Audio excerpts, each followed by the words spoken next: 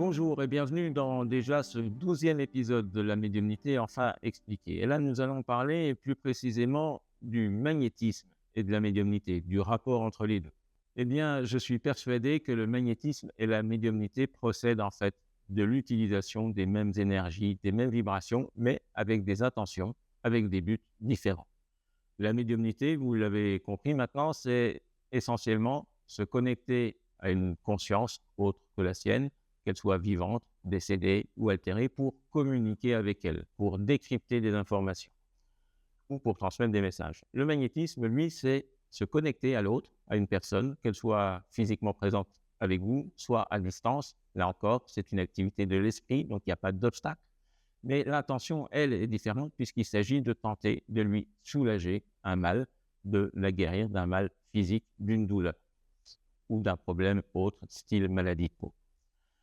Eh bien, ces énergies-là sont les mêmes, mais l'intention est très différente. Et c'est à partir de l'intention que nous travaillons.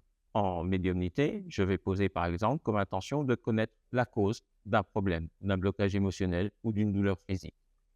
En magnétisme, puisqu'on a la cause, je vais tenter, via les énergies, de solutionner le problème, c'est-à-dire de mettre fin à une douleur physique ou même à un problème purement énergétique, à un manque de fluidité dans les énergies. C'est souvent quand les gens disent « je me sens bloqué », eh bien, c'est de l'énergie dont il s'agit et il s'agit de la débloquer, de la fluidifier.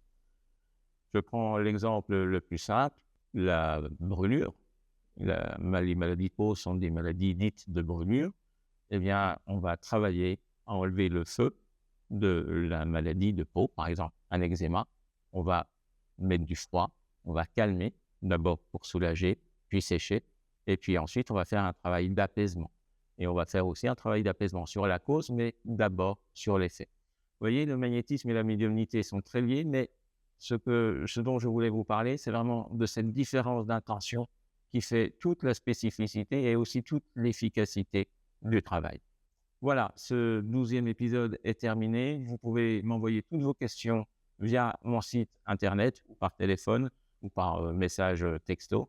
Abonnez-vous à la chaîne YouTube et au podcast La médiumnité enfin décryptée. Et puis je vous retrouve la semaine prochaine pour un nouvel épisode. Nous verrons ce qu'est un bon médium.